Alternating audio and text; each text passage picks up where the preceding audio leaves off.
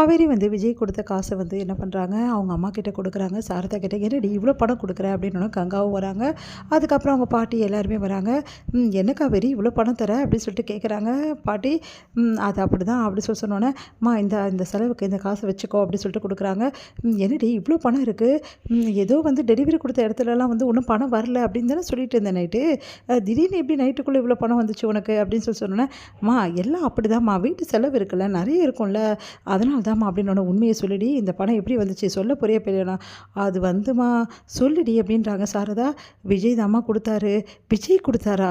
நீ என்னடி சொல்கிற? அந்த தம்பி ஏன்டி பணம் கொடுக்கணும்?" அப்படின்னோடனே, "இல்லைம்மா, நானும் அவரும் இங்கே தானம்மா இருக்கோம், அதுக்கு பணம் கொடுக்க வேணாவா? அதுக்காக பணம் கொடுப்பாரா அவர்? இங்கே பாருடி, தம்பிக்கிட்ட பணம் வாங்காத, அது ரொம்ப பெரிய தப்பு. தம்பிக்கு எல்லாமே கணக்கெல்லாம் நம்ம பார்க்கக்கூடாதுடி, தம்பிக்கு ஆக வேண்டிய செலவை நம்ம தான் பார்க்கணும், அது தப்பு காவேரி" அப்படின்னோடனே கங்கா செமைய டென்ஷன் ஆகிறாங்க. "ஏம்மா தப்புன்ற? அவர்கிட்ட பணம் வாங்கக்கூடாதா என்ன? ஏன் மாமா இருக்கும்போது நானும் மாமாவும் வீட்டுக்கு பணம் கொடுத்துட்டு தானே இருந்தோம், அவர் கொடுத்தா என்ன தப்பு இருக்குது? இங்கே பாருடி, இங்கே பாரு, உன் புருஷன் வேற கூடவே இருந்துட்டாரு, இப்போ தான் தம்பி வந்திருக்காரு, அதுக்குள்ளேயே அவர்கிட்ட பணம் வாங்குறது ரொம்ப பெரிய தப்பு.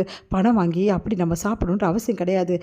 ஏன் காவேரி, நம்மளுக்கு நல்ல வருமானம் தான் வந்துட்டுருக்குமா, என்கிட்டையும் காசு இருக்குது, அப்புறம் என்ன, தம்பிக்கிட்ட ஏன் வாங்கின காசை திருப்பி கொடுக்க வேண்டியதானே?" "இல்லைம்மா, நான் எவ்வளோ சொல்லி பார்த்தேன், அவருக்கு கொடுத்துட்டாருமா, எவ்வளோ சொன்னாலும் கேட்க மாட்டேங்கிறாரு, அதனால தான்மா, இங்கே பாருடி, நான் அந்த காசை வாங்கவே மாட்டேன், நீ தம்பிக்கிட்ட திருப்பி கொடுத்துட்டு சரியா?" அப்படி சொல்லிட்டு போயிடுறாங்க. இந்த அம்மா ஏன் தான் இப்படி பண்ணுதோ தெரியல. ஏற்கனவே வீட்டில் இவருக்கு ஆக வேண்டிய செலவே நிறைய ஆகுது, தினம் தினம் கறி மீன் செஞ்சு போட்டுக்கிட்டே இருக்குது, எவ்வளோ காசு ஆகுது, இதுக்கெல்லாம் யார் உழைக்கிறது? அவர் கஷ்டப்பட்டு அவ்வளோ தூரம் போயிட்டு வேலை பண்ணுறாரு, அவர் அனுப்புகிற பணத்தில் இங்கே எல்லோரும் சாப்பிட்லான்னு பிளான் பண்ணுறாங்க போல் இருக்கு, அதனால தான் இப்படிலாம் சொல்லிட்டு இருக்குது இந்த அம்மா. இந்த அம்மா ஏன் தான் இப்படிலாம் பண்ணிகிட்டு இருக்குதோ அப்படின்னு சொல்லிட்டு செம்ம டென்ஷன் ஆகிறாங்க. இங்கே கங்கா பார்த்துட்டு காவேரி என்ன பண்ணுன்னு தெரியாமல் முடிக்கிறாங்க. அடுத்து விஜய் வந்து, "என்ன காவேரி, பணத்தை கொடுத்துட்டு அம்மா கிட்ட?" "சாரிங்க, அம்மா வந்து இந்த பணத்தை வாங்க மாட்டேங்கிறாங்க." "என்ன வாங்க மாட்டேங்கிறாங்க? ஏன் அத்தை வாங்க மாட்டேங்கிறாங்க?" "அது வந்துங்க, உங்ககிட்ட பணம் வாங்குறதுக்கு அவங்களுக்கு ரொம்ப கஷ்டமாக இருக்குங்க.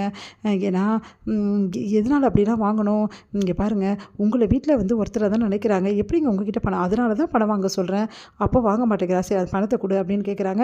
"இந்தாங்க" அப்படி சொல்லிட்டு கொடுத்தோன்னே அந்த பணத்தை எடுத்துகிட்டு போகிறேன். "எங்கே போகிற இவர்?" அப்படி சொல்லிட்டு காவேரி பின்னாடியே போகிறாங்க. பார்த்தா அத்தை கொஞ்சம் பேசணும் அத்தை அப்படின்னோடனே கங்கா, அதுக்கப்புறம் பாட்டி எல்லாருமே வந்து வராங்க. அப்போ வந்து, "என்ன தம்பி, என்ன விஷயம்?" அப்படின்னு சொல்லிட்டு கேட்குறாங்க. "இல்லை அத்தை, இன்னிலேருந்து நான் வீட்டில் சாப்பிட்றதா இல்லை அத்தை" அப்படின்னோடனே, "என்ன தம்பி சொல்கிறீங்க?" "ஆமாம் அத்தை, அதே மாதிரி காவேரி, ட்ரெஸ் எல்லாம் பேக் பண்ணிக்கோ, கிளம்பலாம்" அப்படின்றாங்க. "என்ன தம்பி திடீர்னு, எங்கே போகிறீங்க நீங்கள்?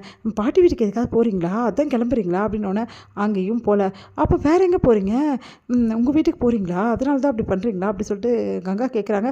"அப்பாடா, இதுங்க ரெண்டும் அவங்க வீட்டுக்கு போய்டும் தொலைஞ்சுதுங்க" அப்படி சொல்லிட்டு நிம்மதி அடைகிறாங்க. "அதுவும் இல்லைங்க, வேறு எங்கே போகிறீங்க?" "வேறு எங்கேயோ போகிறோம், எங்கே போகிறோன்னு எங்களுக்கே தெரியாது. காவேரி சீக்கிரமாக ட்ரெஸ் எல்லாம் பேக் பண்ணி கிளம்பலாம்" அப்படின்றாங்க. அது கேட்டு, "என்ன தம்பி, என்ன ஆச்சு, யார் எதுவும் சொன்னாங்க, ஏன் தம்பி இப்படி திடீர்னு முடிவு எடுத்தீங்க?" அப்படின்னா, "வேறு என்னத்தை பண்ணுறது, என்ன தான் இந்த வீட்டில் ஒரு ஆளாக நீங்கள் வந்து கன்சிடர் பண்ணல, இந்த குடும்பத்தில் ஒரு ஆளாக நீங்கள் தான் என்னை ஏற்றுக்கல அத்தை, என்னை நீங்கள் ஏற்றுக்கலன்னும் போது நான் எப்படி அத்தை இங்கே இருக்க முடியும்? என்ன தம்பி இப்படியெல்லாம் சொல்கிறீங்க, நான் எப்போ தம்பி உங்களை ஏற்றுக்காமல் போனேன்?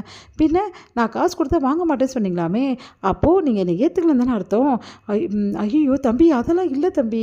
"இல்லை அத்தை, நீங்கள் காசு வாங்கலை, அதனால் என்னை ஏற்றுக்கலாம் தானே. இதுவே ப்ரோ இருந்துருந்தாருன்னா, அவர் காசு கொடுத்தா நீங்கள் கண்டிப்பாக வாங்கியிருப்பீங்கல்ல. குமரன் வந்து தம்பிக்கு வந்து காசு வாங்கலாம் அப்படி சொல்லிட்டு வாங்குவீங்க, அதுவே வந்து விஜய் காசு கொடுத்தா வாங்க மாட்டீங்க, அவ்வளோதானே. அப்போ குமரன் இந்த வீட்டில் ஒரு ஆள், நான் ஆள் இல்லை, அப்படி தானே அத்தை?" அப்படின்னோடனே, "ஐயோ தம்பி, நீங்கள் தப்பாக புரிஞ்சுக்கிட்டீங்க, அப்படிலாம் யோசிக்கல தம்பி."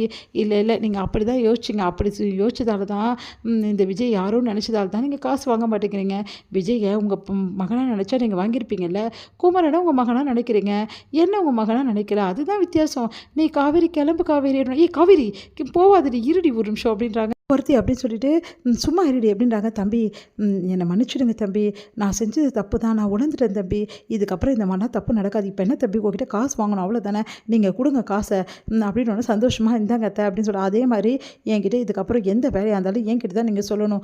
அது வந்து தம்பி, ஆமாம், இதுக்கப்புறம் கடைக்கு போகிறது, அப்புறம் குடும்பத்தை பார்க்குறது, மளிகை சாமான் வாங்குறது எல்லாம் நான் தான் செய்வேன், நீங்கள் இது ஒத்துக்கினீங்கன்னா ஓகே" அப்படின்னோடனே, "சரிங்க தம்பி, நீங்கள் சொல்கிற மாதிரி நான் ஒத்துக்கிறேன், போதுமா, இப்போ சந்தோஷமா?" அப்படின்னோடனே, "எனக்கு ரொம்ப சந்தோஷம் அத்தை" அப்படின்றாரு நம்ம விஜய் சிரிச்சுக்கிட்டு.